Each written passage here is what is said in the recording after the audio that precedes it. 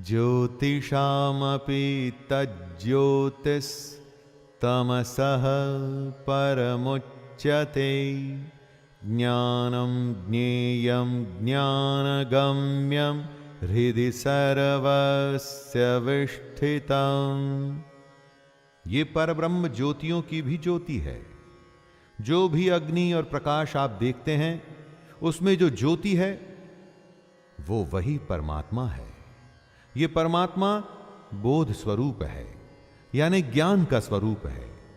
यही जानने के योग्य है, मतलब इसी को जानने की कोशिश करनी चाहिए दोस्तों।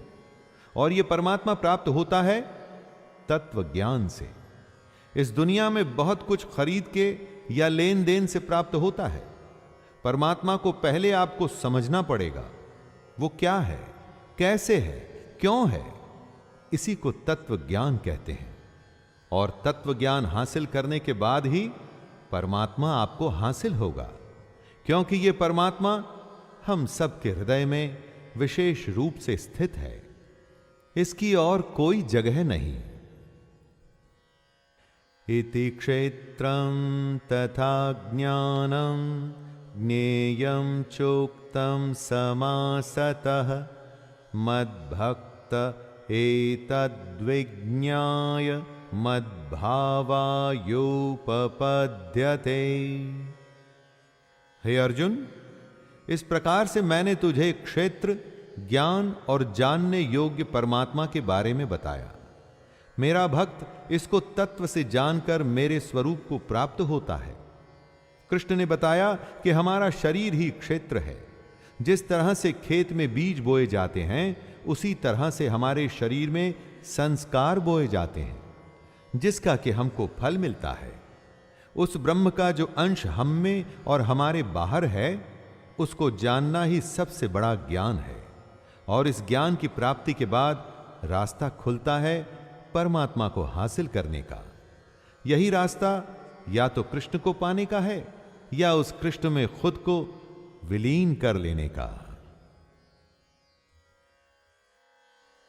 श्री भगवानुवाच प्रकृतिं पुरुषं चैव विध्यनादि उभावपि विकारांश्च गुणांश्चैव विद्धि प्रकृतिः संभवान्। इस श्लोक में कृष्ण प्रकृति और पुरुष के बारे में बता रहे हैं। प्रकृति और पुरुष, शिव और शक्ति, इन्हीं दोनों के साथ आने से ये दुनिया आगे बढ़ती है। लेकिन क्या है ये प्रकृति और पुरुष? कृष्ण कहते हैं कि अर्जुन, तो इन दोनों को अनादि जान, यानी कि दोनों ही हमेशा से हैं, सनातन हैं। और साथ में हमारे अंदर जो राग द्वेषादि विकार हैं, वो भी प्रकृति से ही उत्पन्न होते हैं। किसी के लिए प्रेम या द्वेष जैसे भाव इसी प्रकृति में से आते हैं। और सात्विक, राजसिक और तामसिक तीन गुणों से बने जो पदार्थ होते हैं, वो भी इसी प्रकृति से ही उत्पन्न होते हैं। श्री भगवानुवाच कार्यकरण कर्तृत्वे हेतुः प्रकृतिरुच्यते पुरुषः सुख दुःखानां भोक्तृत्वे हेतुरुच्यते। दोस्तों, कार्य और करण को समझिए। कार्य में क्या क्या आता है उसकी लिस्ट जानिए। कार्य यानी 5 महाभूत, आकाश, वायु, अग्नि, जल और पृथ्वी, तथा शब्द, स्पर्श, रूप, रस, गंध। आइए अब करण को जानें। बुद्धि, अहंकार और मन, तथा श्रोत्र, त्वचा, रसना, नेत्र और घ्राण एवं वाक, इसके अलावा हाथ, पैर, उपस्थ और गुदा। कार्य और करण दोनों प्रकृति से ही उत्पन्न होते हैं, इन्हीं कार्य और करण की वजह से पैदा होते हैं सुख और दुख। इन सुख और दुख को भोगने वाले को कहते हैं पुरुष। इस डेफिनेशन से आपको पुरुष और प्रकृति को समझने में आसानी होगी दोस्तों। पुरुषः प्रकृतिस्थो हि भुंगक्ते प्रकृतिजान् गुणान् कारणं गुणसंगोस्य सदसद्यो निजन्मसु। पुरुष प्रकृति के बीच में खड़ा है और प्रकृति से पैदा हुए गुणों को वो भोगता है। इन गुणों को वो जिस तरह से भोगता है अथवा इन गुणों के साथ वो जिस तरह का होता है, वही आगे जाके अच्छी या बुरी योनि में जन्म लेने का कारण बनता है। जब सात्विक गुणों में आप समय बिताते हैं तो देव योनि में पैदा होते हैं। रजोगुण के संग से मनुष्य योनि मिलती है और तमोगुण यानी कि तामसिक गुणों के संग से पशु आदि नीच योनियों में जन्म होता है। दोस्तों, नीच से यहां अर्थ बुरे या गिरे हुए का नहीं है, बल्कि यह है कि वो योनि जो मनुष्य के जैसे सोच नहीं सकती, वो सोचती है जैसे पशु सोचता है। उपद्रष्टा नुमंता च भर्ता भोक्ता महेश्वरः परमात्मेति चाप्युक्तो देहेस्मिन् पुरुषः परः। हमारे अंदर जो आत्मा है वास्तव में वो ही परमात्मा है, और क्योंकि ये हमारे अंदर है तो भी जो भी हम करें ये उसकी साक्षी है, विटनेस है दोस्तों, जिसे उपदृष्टा भी कहते हैं। इसके अलावा आत्मा अनुमंता भी होती है। अनुमंता का अर्थ होता है अनुमति देने वाली, यानी कि आत्मा अनुमति भी देती है। यही आत्मा भर्ता भी होता है, यानी कि भरण पोषण, हमारा पालन पोषण करने वाली भी। क्योंकि कृष्ण ने ही कहा था कि योगक्षेमं वहाम्यहम्। योग से वो हमारी रक्षा करते हैं, मतलब आत्मा हमें और हमारे योग को बचाती भी है। और आत्मा भोगता भी होती है दोस्तों, यानी कि भोग भी करती है। जब हमारी साधना बढ़ती है, सूक्ष्म होती है, तो आत्मा हमारा यज्ञ और तप ग्रहण करती है, और जब आत्मा हमारी साधना ग्रहण करती है तो वो परमात्मा से मिल जाती है। य एवं वेत्ति पुरुषं प्रकृतिं च गुणैः सह सर्वथा वर्तमानोऽपि न स भूयोऽभिजायते। ये सारी दुनिया माया के होने से क्षण भंगुर, नाशवान, जड़ और अनित्य है। एक शब्द में अगर कहूं तो इम्परमानेंट है दोस्तों, जबकि जीवात्मा नित्य, चेतन, निर्विकार और अविनाशी और उसी परमात्मा का सनातन अंश है। तो आप किसको पाने की कोशिश करेंगे, जो टेम्पररी है या जो परमानेंट है? इसी सब के ज्ञान को पुरुष और प्रकृति को तत्व से जानना कहते हैं। इस प्रकार पुरुष को और गुणों के सहित प्रकृति को जो मनुष्य तत्व से जानता है, वह सब प्रकार से कर्तव्य कर्म करता हुआ भी फिर नहीं जन्मता। जो इस सबसे बड़े ज्ञान को प्राप्त कर लेता है, वो जन्म मरण के चक्कर से बच जाता है।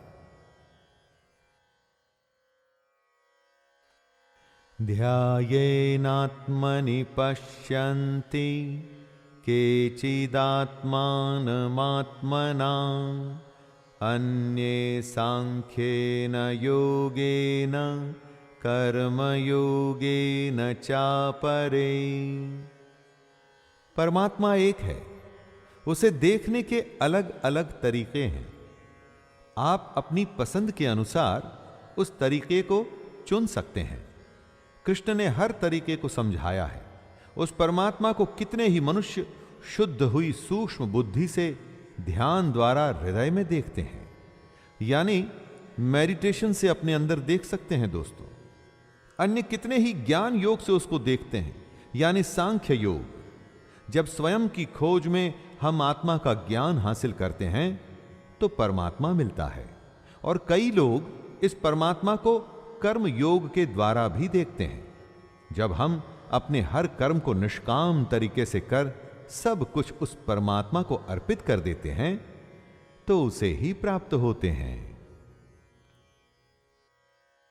अन्ये त्वेवमजानन्तः श्रुत्वान्येभ्य उपासते तेऽपि चातितरन्त्येव मृत्युं श्रुति परायणाः। परमात्मा को प्राप्त करने की कोशिश कई तरह के लोग अपने अपने रास्तों से करते हैं, लेकिन इनके अलावा कई मंद बुद्धि वाले पुरुष भी होते हैं। वो इन सब रास्तों को नहीं जानते, यानी कि साधना, ज्ञान या कर्म योग से वो परमात्मा को प्राप्त करने के तरीकों के बारे में अनजान होते हैं। लेकिन वो दूसरों को सुन के, यानी कि तत्व के जानने वाले पुरुषों को सुनकर ही उनके जैसे उपासना करने लगते हैं। कमाल की बात यह है दोस्तों कि ऐसे मंद बुद्धि भी सिर्फ सुन के और उपासना करके मृत्यु रूप संसार सागर को निसंदेह तर जाते हैं। जो अच्छा करता है, सिर्फ उसके पीछे चलने से भी जो फायदा होता है वो कम नहीं है। इसीलिए कहते हैं कि संगत अच्छी रखनी चाहिए। यावत् संजायते किंचित सत्वं स्थावर जंगमं क्षेत्र क्षेत्रज्ञ संयोगात् तद्विद्धि भरतर्षभ।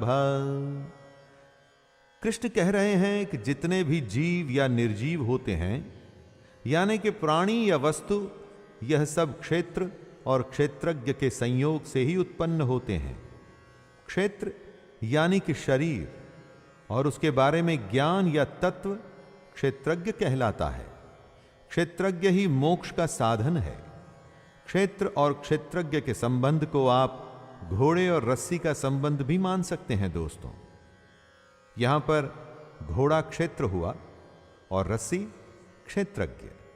जहां भी रस्सी जाएगी घोड़ा उसी तरफ जाएगा। बिना रस्सी के घोड़ा क्या कभी गंतव्य पर पहुंचेगा? नहीं। जो पुरुष शरीर को माया से उत्पन्न जान ज्ञान हासिल कर लेता है, उसका ज्ञान मिट जाता है। समं सर्वेषु भूतेषु तिष्ठन्तं परमेश्वरं विनश्यत्स्व विनश्यन्तं यः पश्यति स पश्यति। जो परमानेंट नहीं है ना दोस्तों, अर्थात क्षण भंगुर है, उसको नष्ट होना ही है। और जो पुरुष नष्ट होते हुए जीव या अजीव में परमात्मा को देखता है, जो सब कुछ समभाव जीव या अजीव दोनों को एक भाव से ही देखता है, असल में वही यथार्थ को देखता है। असलियत सिर्फ वही देखता है दोस्तों, जो जानता है कि क्या सच्चाई है और क्या मिथ्या। ये दुनिया जिसमें हम जीते हैं, इतना धन जमा कर ऐसे जीते हैं जैसे कभी मरना ही नहीं। ये सब तो मिथ्या है दोस्तों, लेकिन हम में से ज्यादातर ऐसे ही रहते हैं जैसे कभी नष्ट होना ही नहीं, जैसे हम अमर हैं। दोस्तों, ये सच्चाई नहीं, ये मिथ्या है।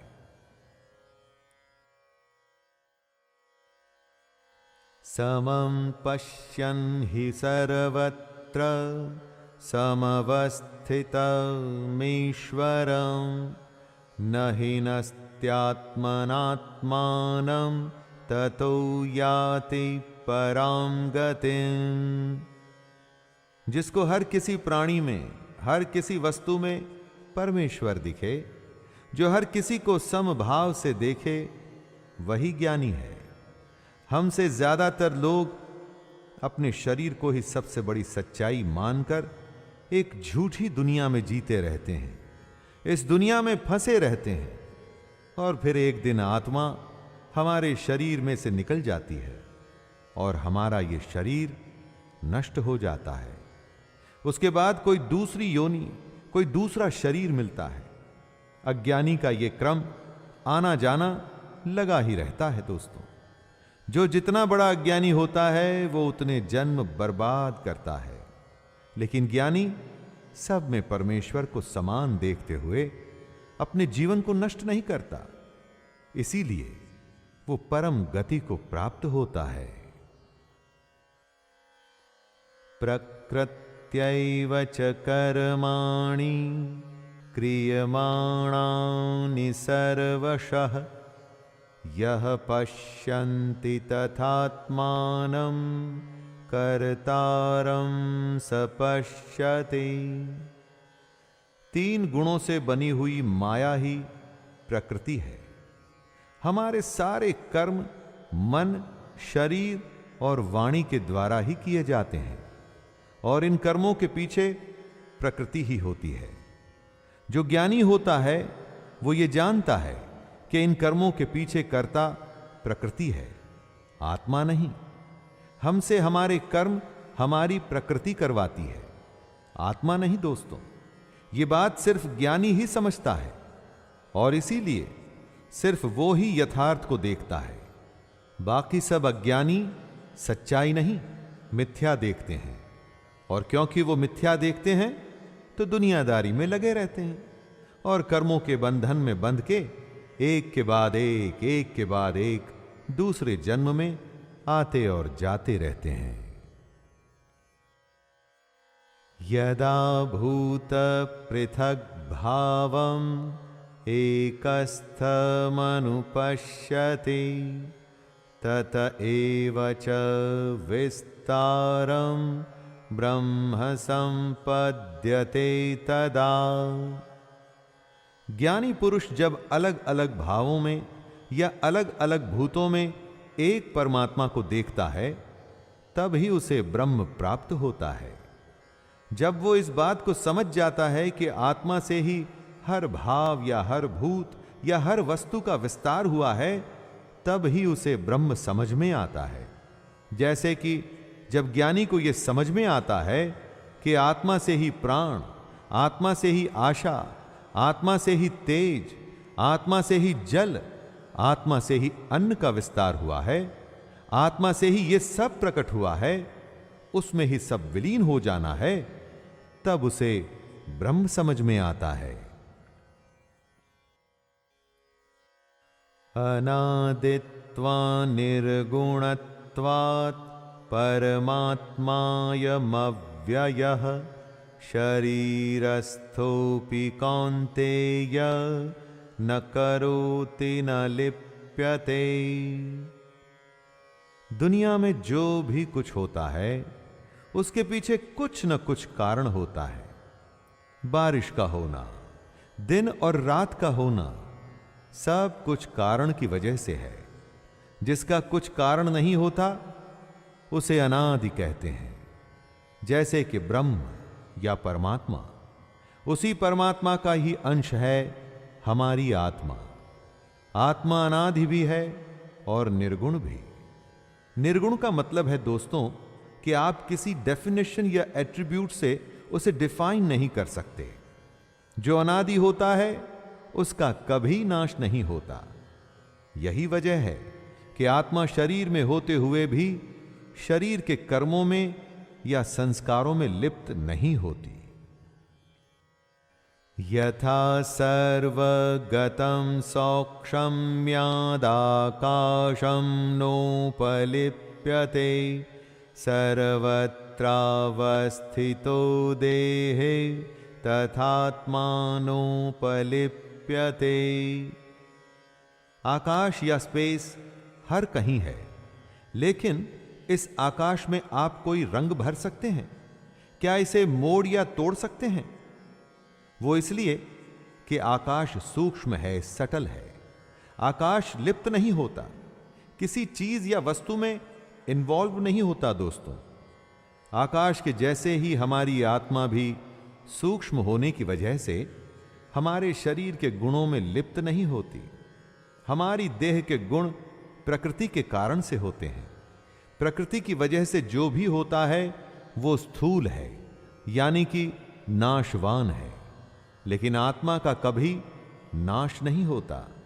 तो ये किसी भी तरह के शरीर में रहे, आत्मा का वही स्वरूप रहता है और वो स्वरूप कभी बदल नहीं सकता। यथा प्रकाशयत्येकः कृत्स्नं लोकमिमं रविः क्षेत्रं क्षेत्री तथा कृत्स्नं प्रकाशयते भारत। जब सूर्य प्रकाशित होता है तो उसका प्रकाश सब तरफ फैलता है, जमीन पर भी, पेड़ पर भी, पक्षी पर भी और हर किसी वस्तु पर।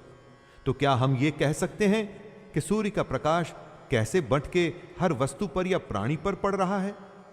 नहीं, वो प्रकाश तो एक है और सब पर गिर रहा है, हर किसी को वो प्रकाशित कर रहा है। इसी तरह से आत्मा भी है। एक ही आत्मा संपूर्ण क्षेत्र को प्रकाशित करता है।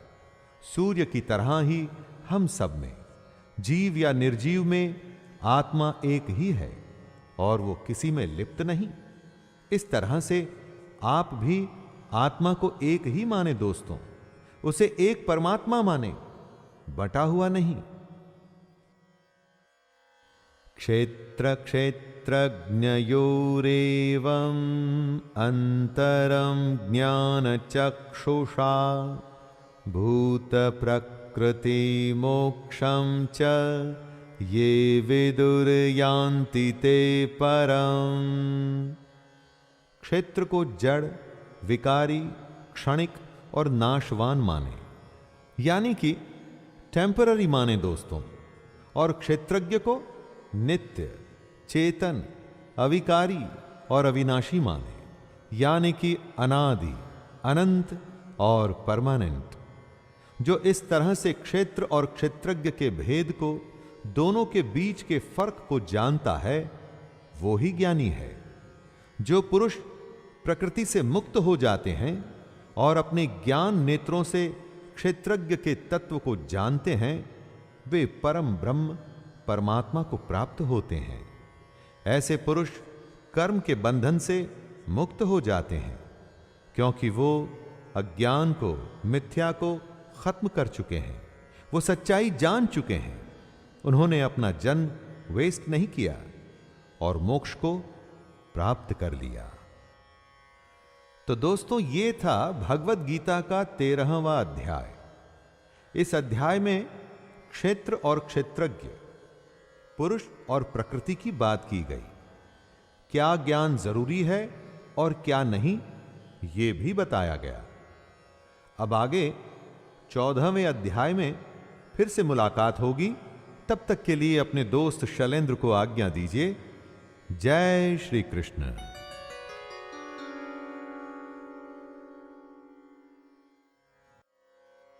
भगवत गीता अध्याय 14।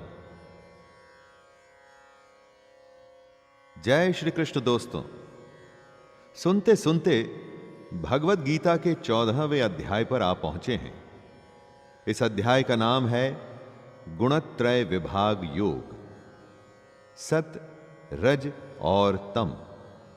इस दुनिया में ये जो भी खेल हो रहा है ना, सारी राजनीति, सारे रिश्ते, सारा काम धाम, सब इन्हीं तीनों गुणों का कमाल है। और ये बात भगवान श्री कृष्ण अर्जुन को स्वयं बता रहे हैं। मैं शैलेंद्र भारती आपका इस अध्याय में हार्दिक स्वागत करता हूं। आइए प्रारंभ करते हैं भगवत गीता का अध्याय 14, गुणत्रय विभाग योग। श्री भगवानुवाच परं भूयः प्रवक्ष्यामि ज्ञानानं मानमुत्तमम् यज्ञात्वा मुनयः सर्वे परां सिद्धिमितो गतः। ज्ञान उस जल धारा की तरह है जो बड़े से बड़े पत्थर पर अपना प्रभाव छोड़ जाता है, लेकिन तभी जब वो निरंतर होता है। ज्ञान की साधना आसान नहीं है, लगे रहना पड़ता है। ऐसा ही कृष्ण इस श्लोक में कह रहे हैं। हे अर्जुन, समस्त ज्ञानों में भी सर्वश्रेष्ठ इस परम ज्ञान को मैं तेरे लिए फिर से कहता हूं। फिर से उस ज्ञान को बताएंगे जिसे जानकर बड़े बड़े ऋषि मुनि सिद्धि को प्राप्त हो गए थे। दोस्तों, कार चलती है लेकिन यह पता नहीं होता कि कहां जाना है। इसका ज्ञान उस ड्राइवर को ही होता है जो उसे चला रहा होता है। अगर आप चाहते हैं कि आप में और बिना ज्ञान के काम करने वाले में फर्क हो, तो ज्ञान हासिल करने की कोशिश करिए। इदं ज्ञानमुपाश्रित्य मम साधर्म्यमागताः सर्गेऽपि नोपजायन्ते प्रलयेन व्यथन्ति च। बार बार कितनी ही बार कृष्ण गीता में दोहरा चुके हैं कि ज्ञान जिसे हासिल हो जाता है वो परम सिद्धि को प्राप्त होता है, जन्म मरण के चक्कर से बच जाता है, मृत्युलोक में उसे नहीं आना पड़ता। अगर इतनी बार कृष्ण ने कहा है तो स्वाभाविक ही है कि यह सबसे बड़ी बात होगी। अपने इस ज्ञान के बारे में बताते हुए कृष्ण कह रहे हैं कि हे अर्जुन, इस ज्ञान में स्थिर होकर वह मनुष्य मेरे जैसे स्वभाव को ही प्राप्त होता है। वह जीव न तो सृष्टि के प्रारंभ में फिर से उत्पन्न होता है और न ही प्रलय के समय कभी व्याकुल होता है।